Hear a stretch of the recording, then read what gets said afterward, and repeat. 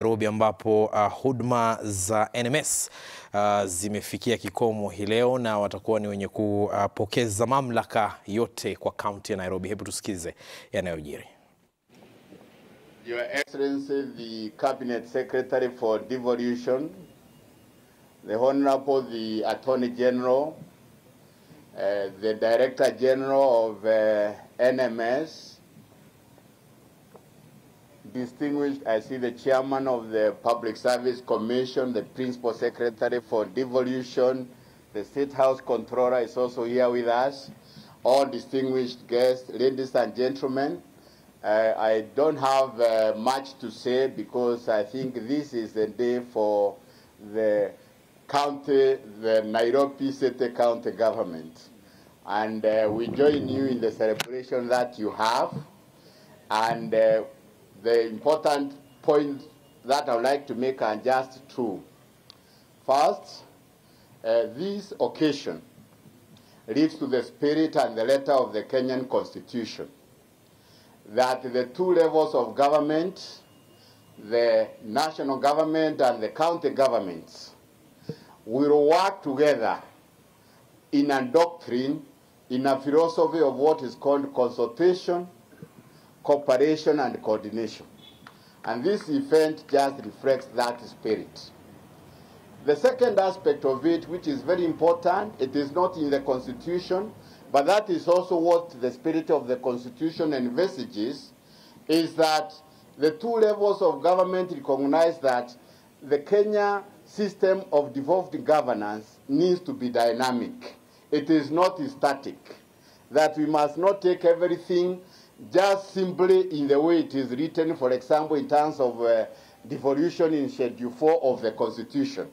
It needs to be dynamic.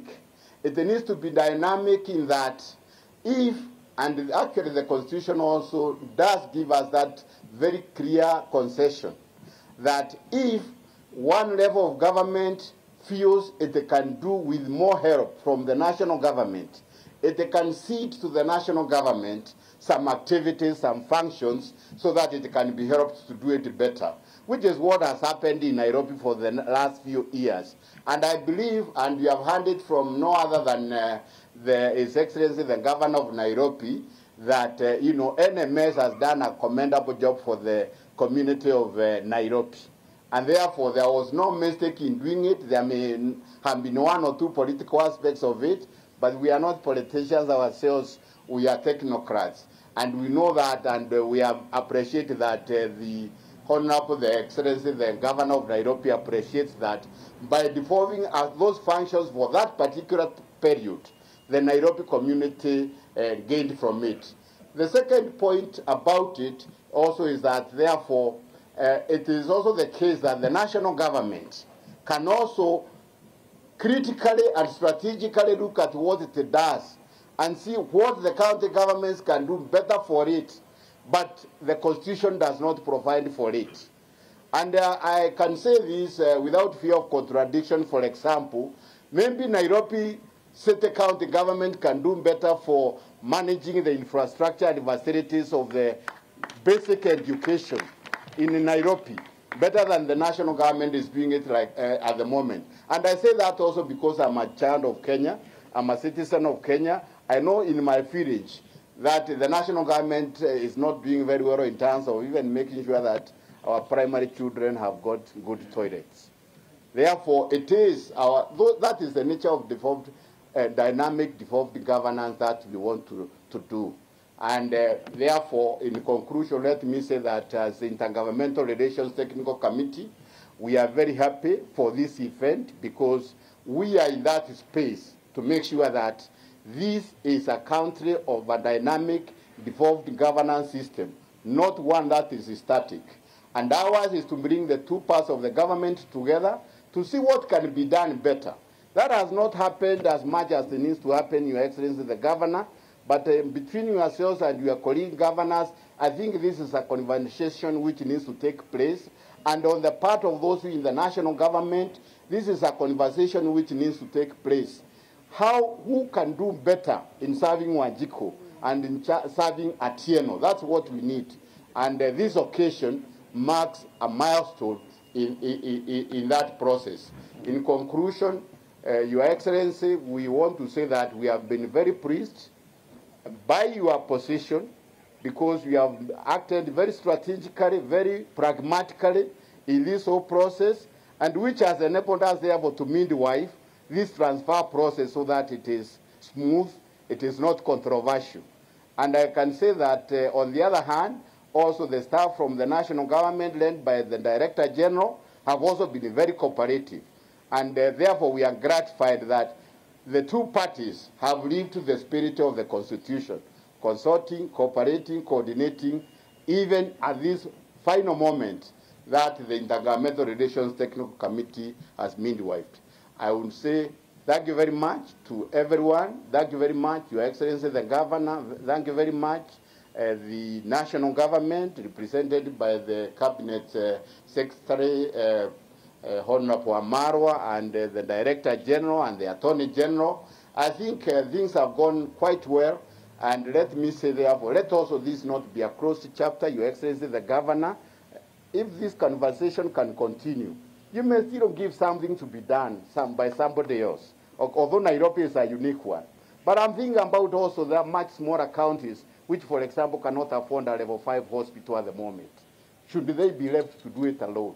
Or should they maybe concede that to the national government for a time, and then they take it back the way you have taken it back? Therefore, there should be no fear on the part of the county governments that the national government can help them to do something and give it back to them. And on the other way, it can also happen that the national government can see things which the county governments can do for them. On that note, thank you very much, and all the best to everyone involved. Well, I'm told I can also give this to others who did not get their copies, and since we don't know when... Asante sana Chairman akipeana hizo vikaratasi. Nitamshukuru sana Chairman kwa mara nyingine kwa vile aliweza kusikia hii process na ikaenda vile amesema kwa uzuri. Sasa tumefikia wakati ambapo nitaweza kumuita Controller of State House aweze kunena machache. Mjue kwamba huyu ndiye alikuwa anaweza kusign zile pesa zilikuwa zinakuja NMS. Kwa hivyo acha kuja atuambie machache. Karibu.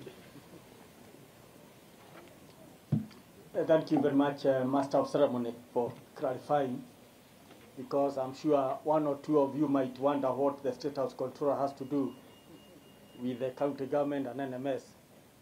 I've been the accounting officer. Your Excellency, the Governor of Nairobi and the Deputy Governor of Nairobi and your CEC members, the Minister for Devolution, the Attorney General, the Director General, the Chairman, the Public Service Commission, and also the PS, Devolution, and other colleagues who are here. Mine will be very brief. It's just, first of all, to congratulate Your Excellency, your Deputy, and your team for having been elected by the people of Nairobi to steer this great city of ours. So, congratulations. Secondly, I also congratulate the Minister for Devolution for the guidance that he has given that process and that intermarriage between the NMS and the county government, and also, of course, the Attorney General for having guided us through the process. As you are aware, the process was quite legal, and really we continued to rely on the Attorney General for most of our transaction. May I also say thank you very much to the NMS team. They have been very cooperative in supporting me do my duties, and similarly the officers of the Nairobi County Government, they have been very cooperative and they made my work very easy. So I wish you well, Governor, in pursuing the rest of the journey for the Nairobi County Council. Asanteni sana. Makofi kwake, yeye ndiye ametupatia. Mmeona mabarabara tumejenga, yeye ndiye alikuwa anaweka saini ndio tuweze kupata hiyo. Wakati huu sasa nitaomba General aweze kuja. Mnajua General ndiye amefanya hiyo kazi yote, ndiye amekuwa CEO wa NMS. Wacha kuje tuambie machache. alafu ndo tuweze kuendelea mbele. General, makofi akikuja.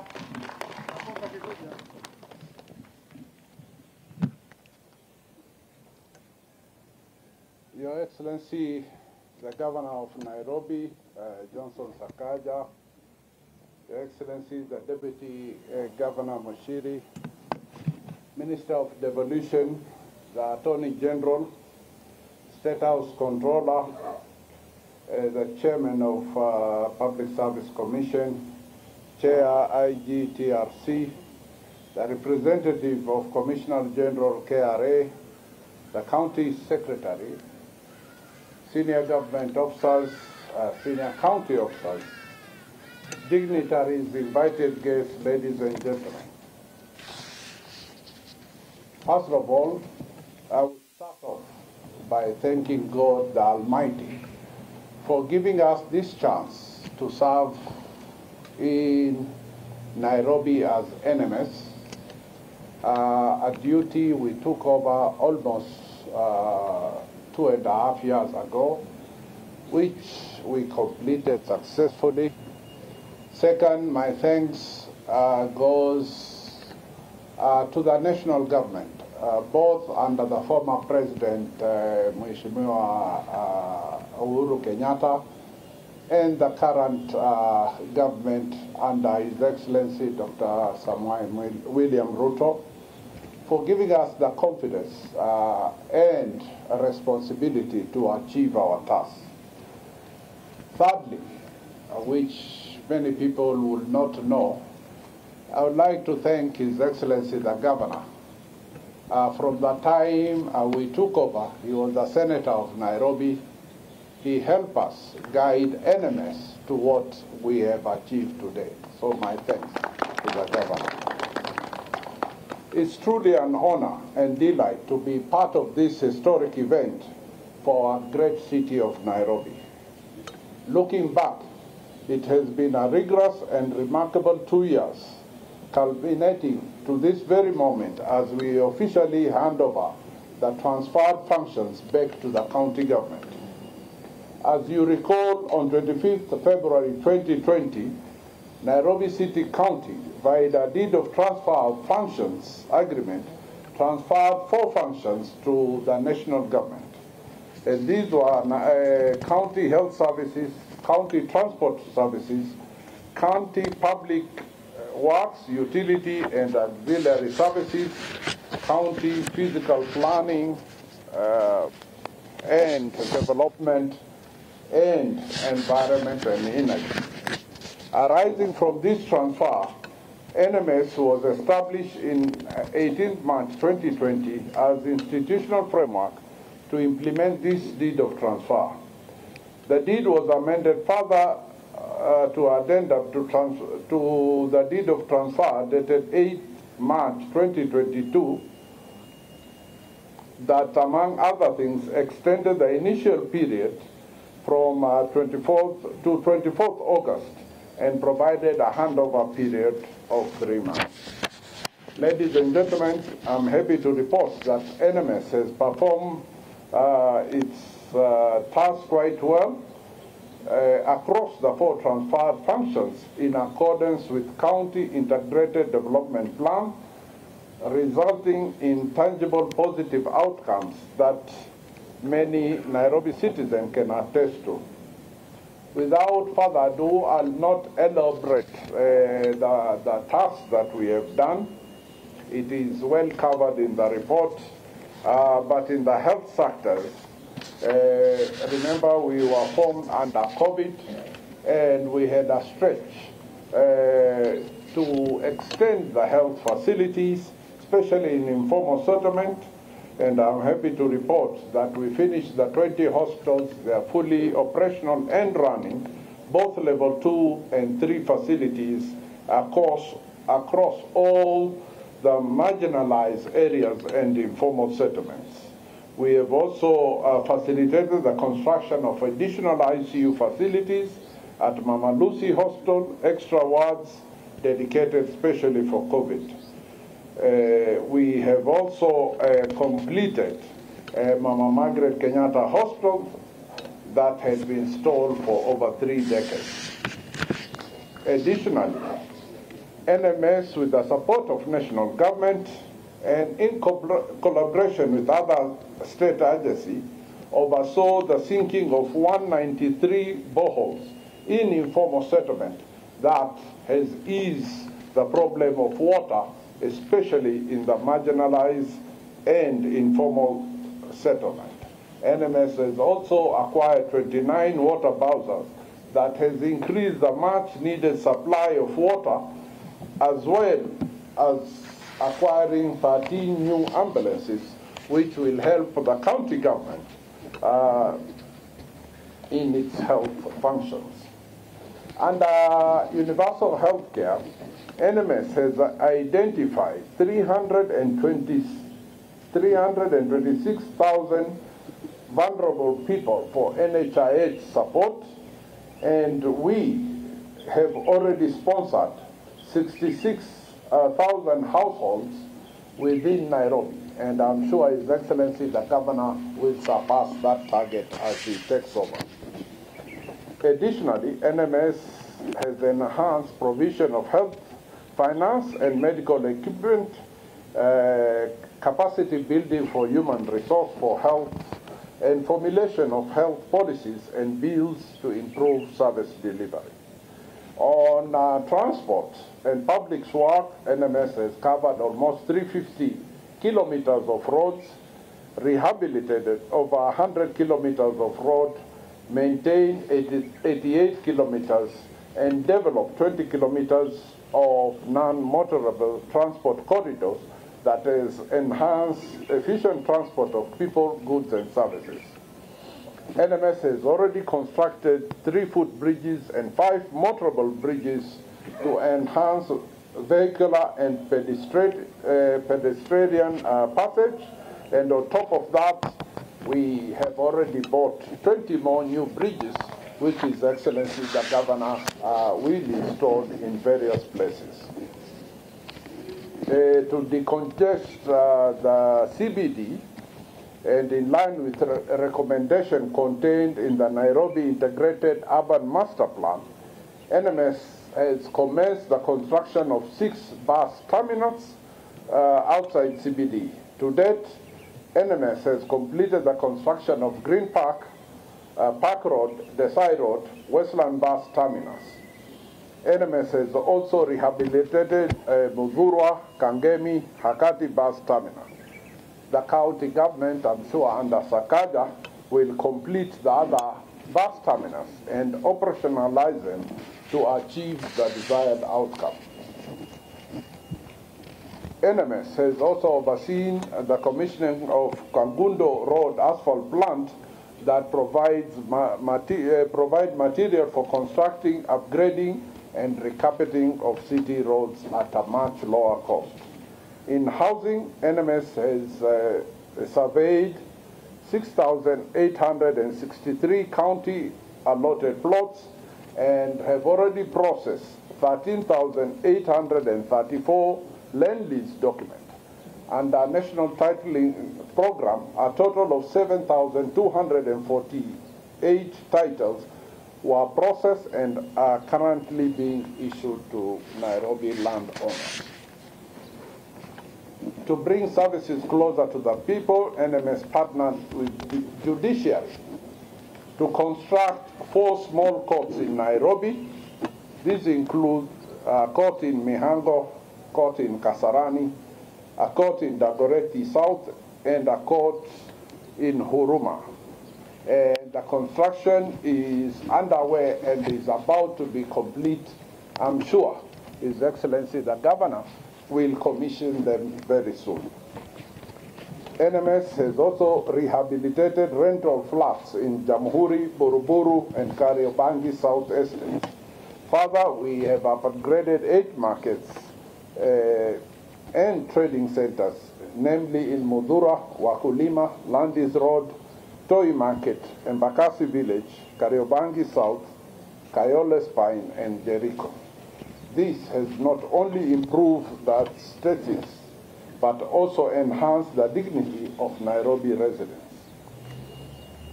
Plans are underway to rehabilitate all other county houses. To afford residents decent housing, we took over from the county Pangani and Jivanji housing projects, where Pangani alone delivered 1,562 housing units, and Jivanji will generate 1,830 units, with 8 more estates earmarked for development through public-private participation. NMS prioritized efficiency in processing development control application, resulting in clearance of a backlog of 5,400 development applications within the first 100 days, as well as developing an online platform to handle development control in Nairobi. Introduction of quick response code has eliminated the need of manual stamping and signing approval finally. This is in line with automated services and access under one platform, hence the establishment of Nairobi Revenue System. Underwater and environment. In order to restore the city's title of Green City under the sun, NMS employed robust environmental practices aimed at restoring the city's lost glory through sustainable waste management and proliferation of green infrastructure. NMS has increased the garbage collection to almost 3,000 from previous 1,800 tons per day, and boosted by reactivation of 35 ground solid waste collection trucks, which has greatly enhanced the city solid waste collection capacity. NMS, in collaboration with other government agencies, eliminated illegal dump sites and rehabilitated them, thereby enhancing greenery in the city. We have also NMS has also contracted 2 material recovery facilities in Mudhuria Market and Molem, which are at 40 and 60% complete. These have been done using internal capacity. Plans are underway to commence construction of 6 more material recovery facilities within various sub-counties in Nairobi.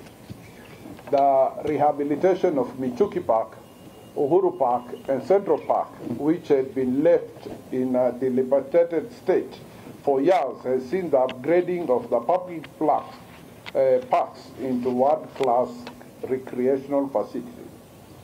The revitalization of Jivanji Garden is almost 60% complete, while the plant and flower nursery at City Park is almost 70% complete. NMS also undertook beautification and landscaping projects along development works, including newly constructed hospital compounds, bus terminal, and NMC corridors. In water section, NMS has ensured a supply of free water in informal settlement at an average of 900,000 liters being distributed every day. This has improved in sanitation and in the fight of COVID. Energy and public lighting, NMS has done a holistic urban lighting approach and installed the faulty and vandalized lights across the city. An average of 6,000 lights were revived every month. 13 dedicated transformers for flood lights were installed in Mukuru and Jenga informal settlement, increasing service delivery from 42 to 85%. NMS has provided electrical services by maintaining electrical installations all across the city county. So we leave behind a progressive city that holds a promise for future generations to come. I take this opportunity to thank the national government for giving me this noble responsibility for spearheading the transform of our great city in the capacity of DG of NMS. I extend my gratitude to national government county government that we have worked very well, the Kenya Defense Forces and His Excellency Gavana Sakaja and our various partners and stakeholders, as well as people of Nairobi for their trust and, more importantly, their unwavering support and coordination that has led to this great achievement. Through this responsibility, I was reminded that the greatest fulfillment in life is found in the spirit of making a lasting positive impression in the life of others. As a leader, I held true to the value of courage, accountability, agility, adaptability enacted in my role. It has been truly such an honor serving the people of Nairobi. I would like to give special thanks to my dedicated team who applied themselves in ensuring effective and efficient service delivery across the 4 functions in line with our vision.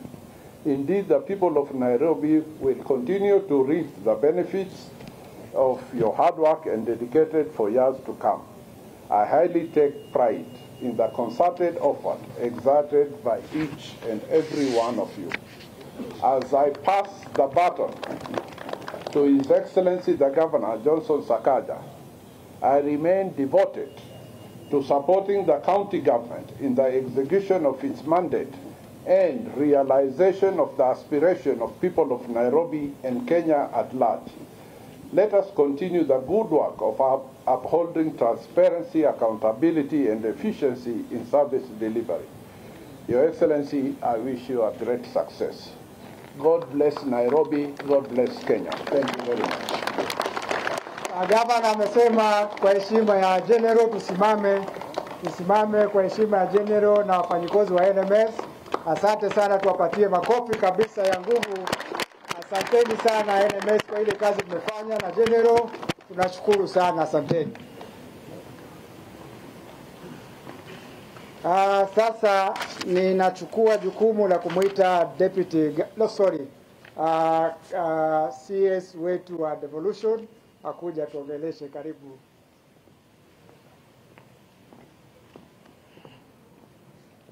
Your Excellency Governor Johnson Sakaja, Your Excellency the Deputy Governor, my colleagues from national government, the Honorable the Attorney General, my PS, Coril, the Chair, IGRTC, we have the Chair, Public Service Commission, and all of you who are gathered here this morning.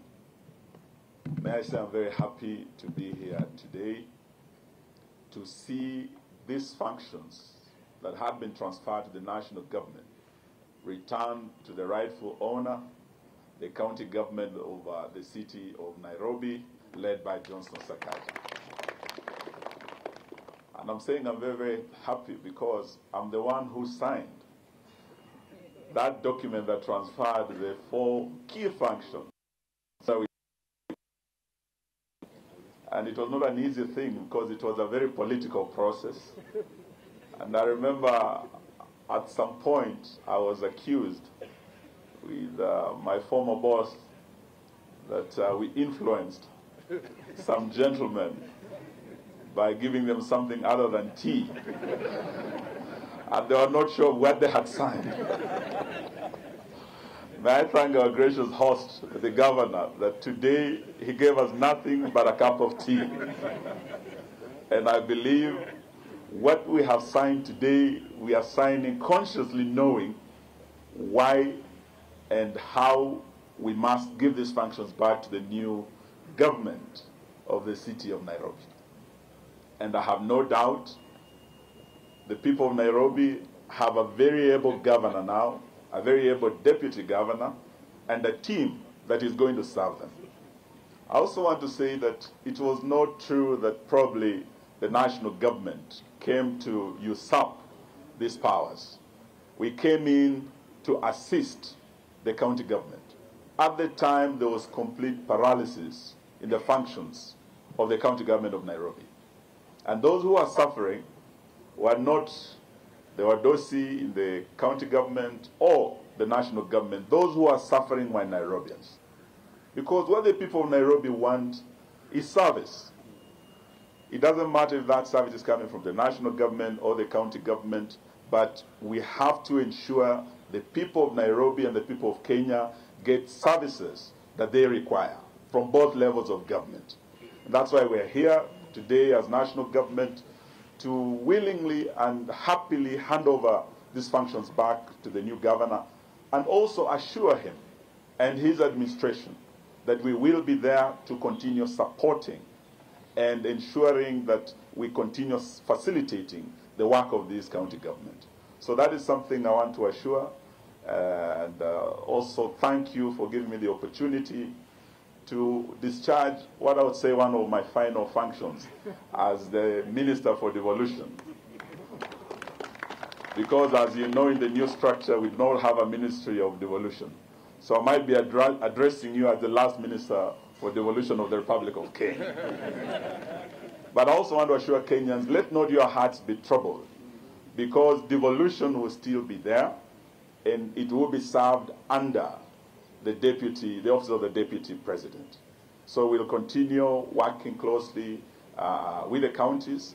The only issue that I would urge is to see how we can strengthen COG. And this I want to task Gavana Sakaja.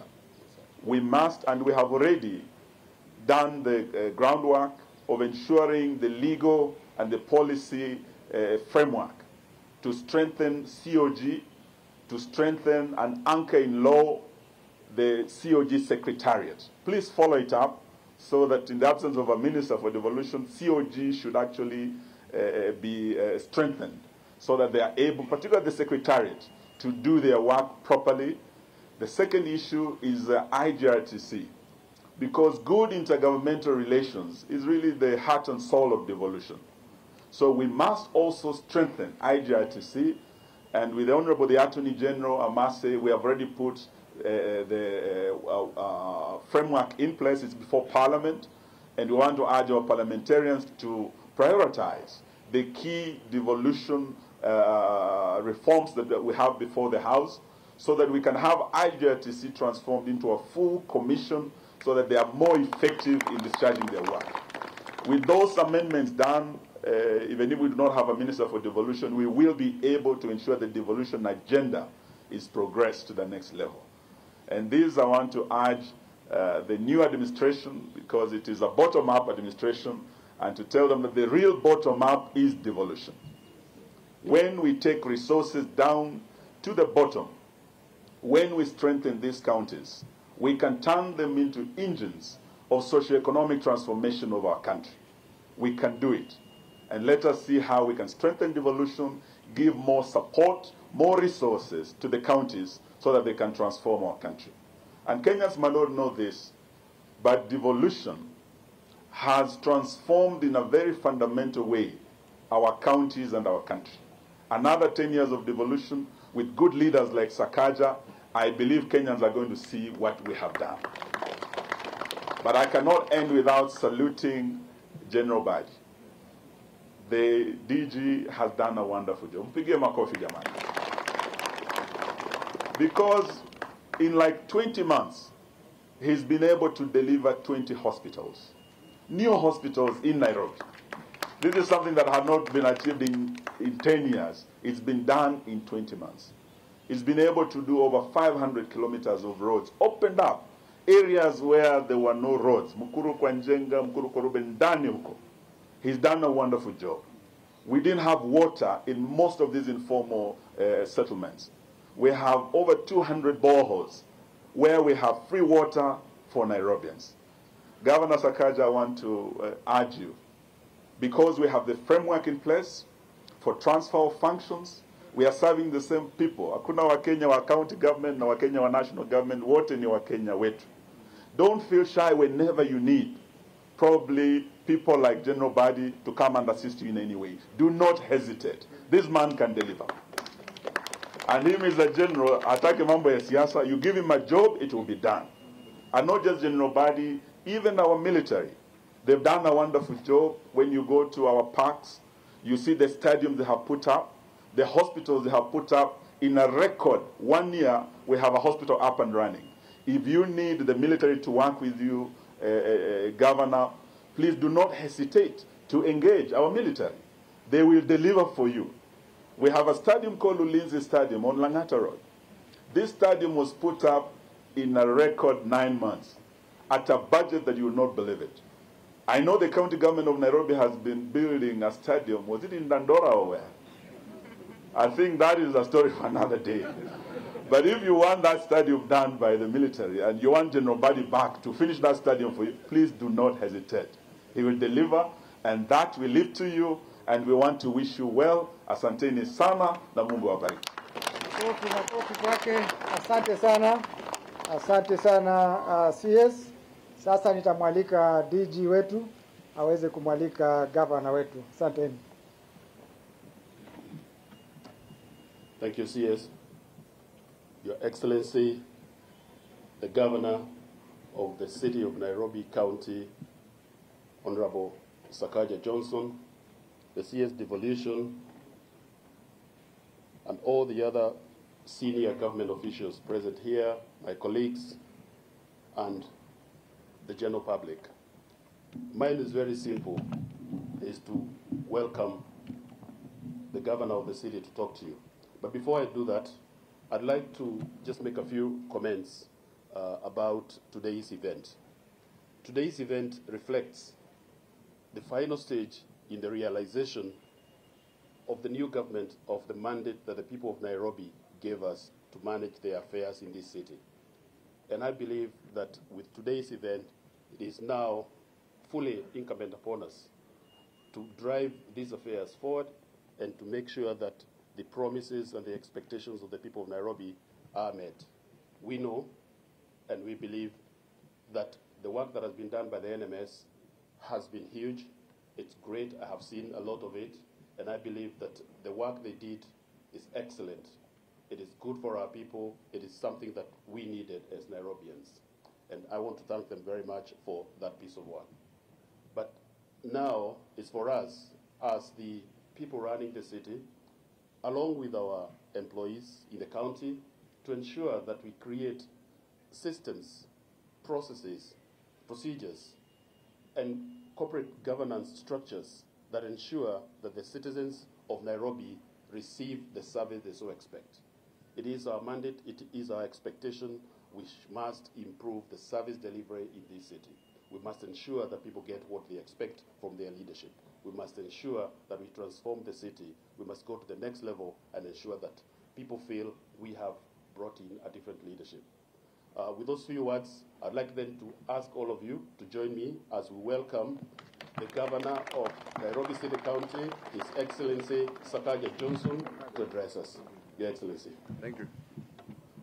Asante. Hakuna haja hiyo. Sitaongea tu. Thank you very much, Deputy Governor,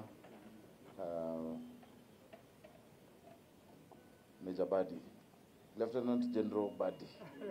You know, I was told the other day, Leka kwa Twitter, Meja General. Thank you so much.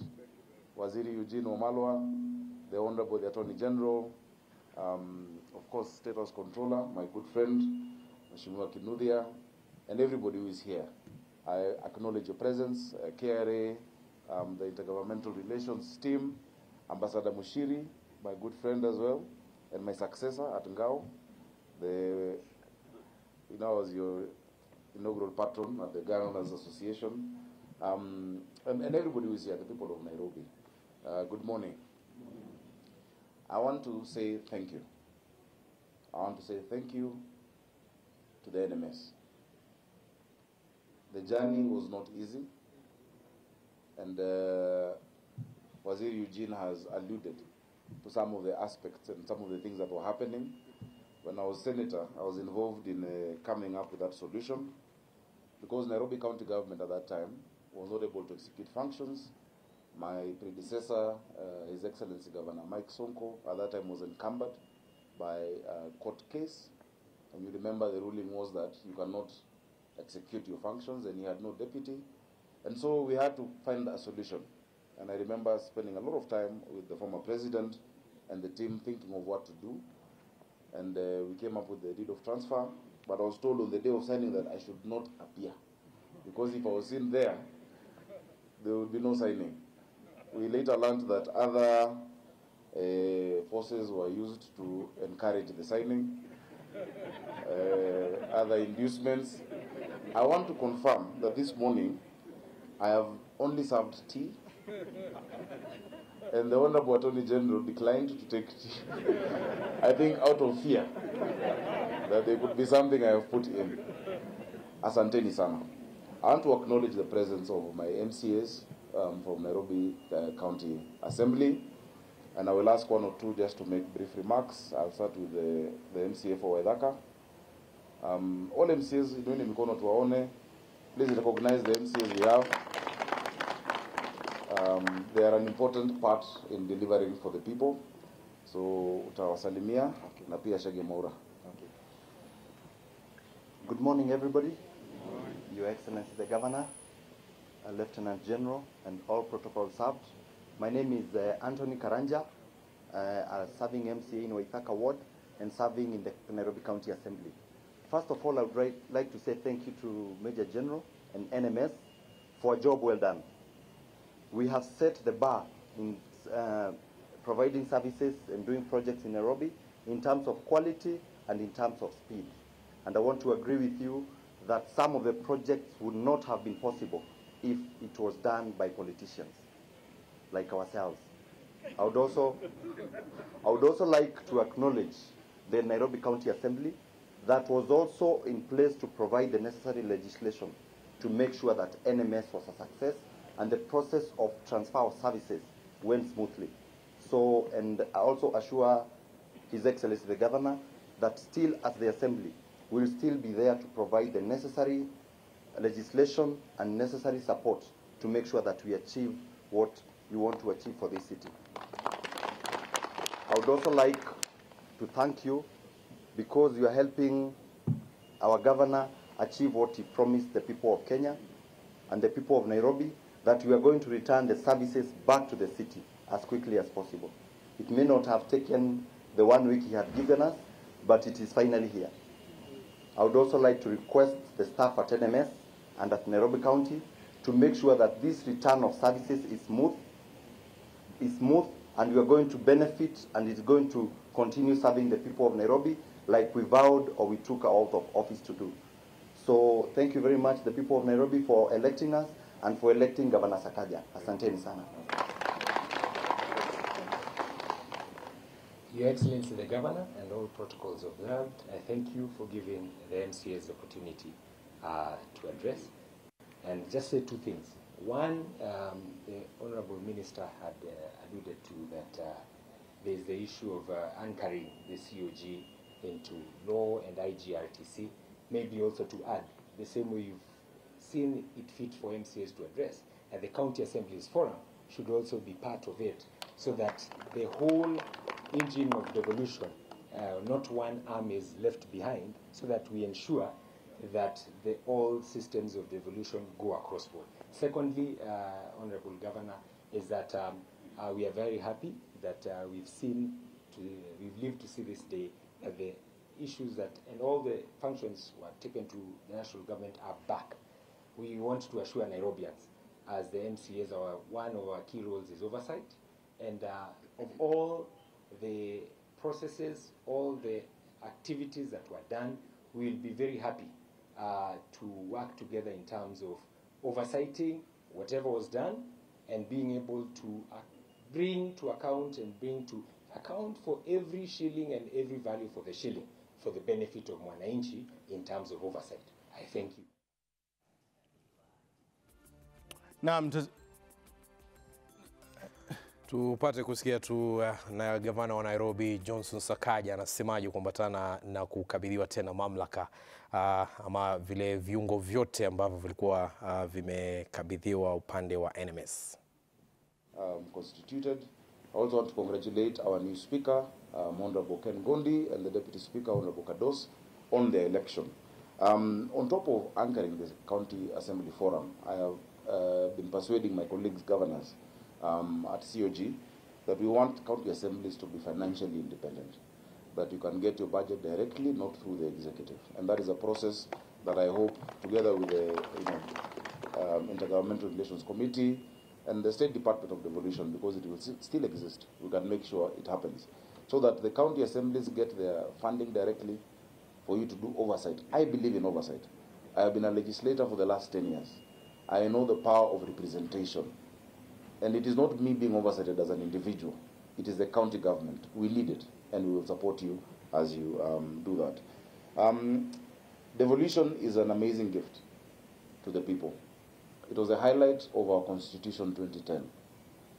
It is a gift that has ensured that parts of this country that had never seen any development have been able to see development.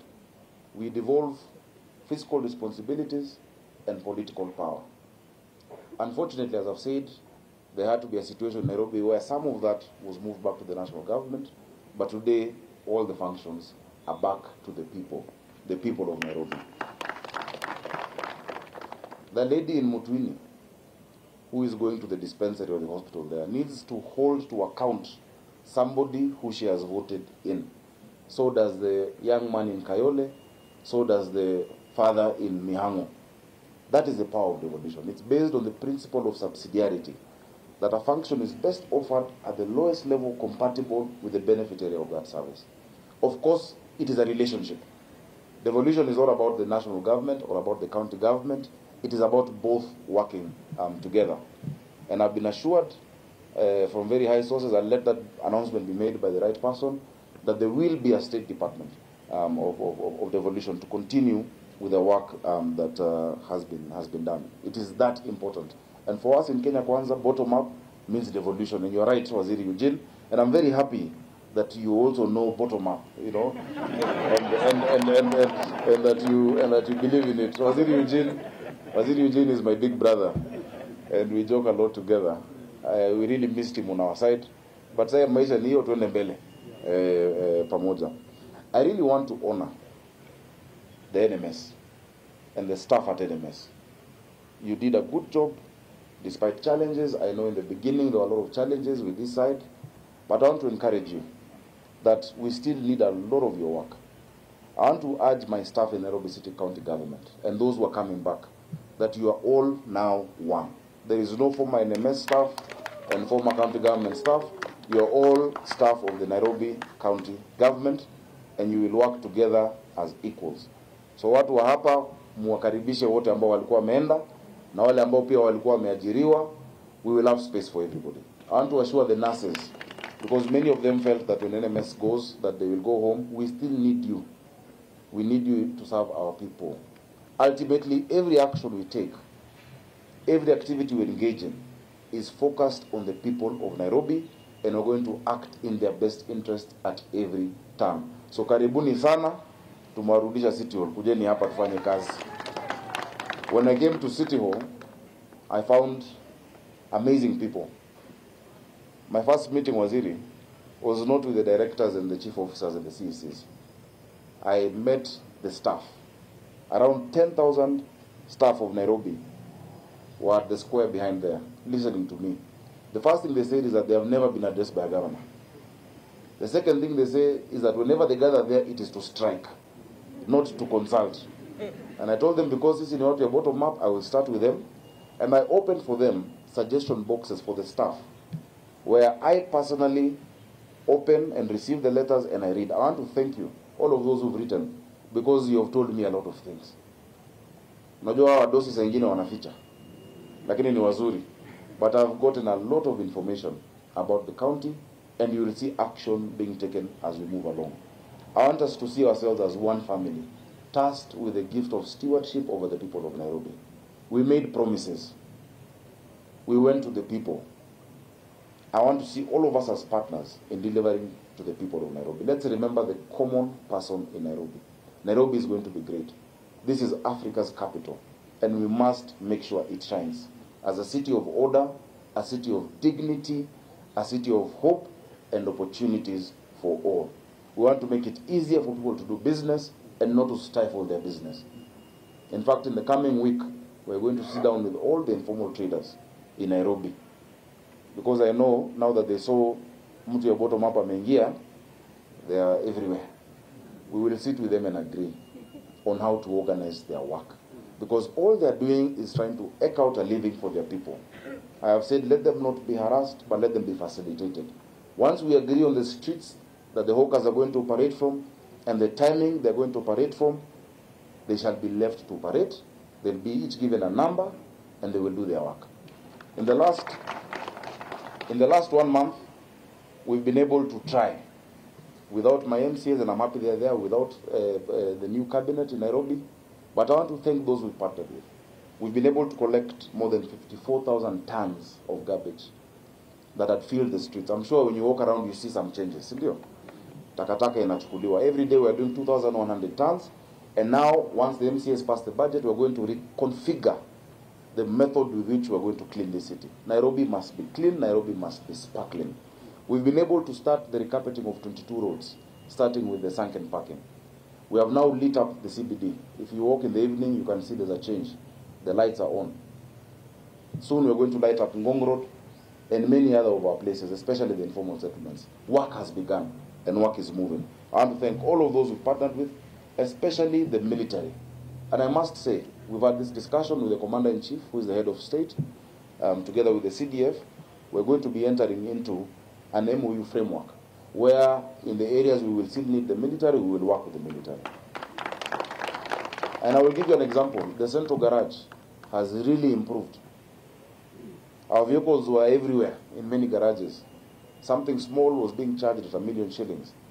But with the leadership of NMS under Jenerali Badi, they were able to bring it back together. We shall continue that operation. In fact, I'm glad to announce that what used to be the fueling station at Central Garage is now going to be revived within a month. Our petrol station is going to operate, and we are going to enter into agreements and buy fuel at about 5 shillings less than commercial rates, so that we can save the people of Nairobi millions and millions of shillings. We need that efficiency. We've also agreed that we're going to do a proper tree planting exercise together with the private sector. If you go up KCC, which was my former office, and you look around the city, you see 3 ecological zones. There is the green side, then there is the brown side, and there's a side which is almost being a desert. We must plant trees. We must plant trees in the city. I know there was outcry about the pruning of a tree down the road.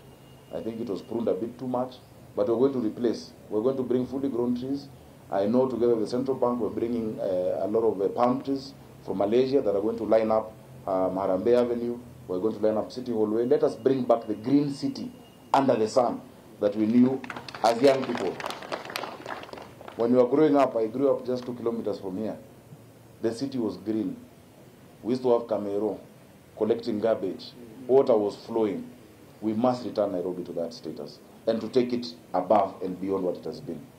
I'm glad to report also that we're making a lot of progress on the issue of water. You know that every day the people of Nairobi require 850 million liters of water, but we're only able to get 525.6 million liters. Together with Athi Waterworks and Nairobi Water, we've had a discussion with His Excellency the President to speed up the Northern Collector Tunnel so that it is done before the expected date, which was next year, December, so that we can add another 140 million liters of water per day and make sure that water is received by the people of Nairobi. Water is a matter of dignity. They all need to receive it. Additionally to that, we are already in discussions to continue with the waste-to-energy plant. Dandora will not be the same again. We're going to convert our waste into energy, and the MRA facilities that Jenerali Badi has spoken about across the town. And our young people are the ones who are going to do that work of collecting the garbage, sorting it out in the sub-counties before it is transmitted to the landfill. Kutakuwa na kazi. Na tumesema kazi ni kazi. I think without going into much more details, let me assure the people of Nairobi, the task I have received is huge, but it is not daunting. There is grace, there is goodwill, and I am a hard worker. I will wake up every single morning to serve the people of Nairobi in all the 14 functions given to us in the Constitution. We are going to make Nairobi work, and we'll make it work together. I need you also to play your part as we transform this city. We are capable, and we are grateful that there's a lot of support that is coming to our city. It is not going to be magic. Things will not change in a day or 2 days. We will be patient, but you will see incremental changes as we move along and work together on that. I want to assure those that might be worried that there might be victimization or there might be favoritism, that everything we do will be based on objectivity. Even if you have been staff on the other side, come back home. If you have something to tell me, my doors are always open. You will get to me. But we will serve our people with dignity and with diligence as we move along. So asanteni sana, the functions are now back. Mboka ni mboka, kazi ni kazi, hustle ni hustle. Zindo hiyo, huwa nanuzanga maswiti. Huyu ni hustler. Nawashukuru sana. Tuendelee mbele. I know the subcommittees are still going to give the final reports, but let us move ahead. In the next few days, possibly next week, we shall be naming our cabinet together with the deputy governor, and we shall issue the advertisements for chief officer positions. Please, people of Nairobi, apply. Come join us in this noble task of making Nairobi work. Asanteni sana. Nitaomba tusimame kwa wimbo wa taifa.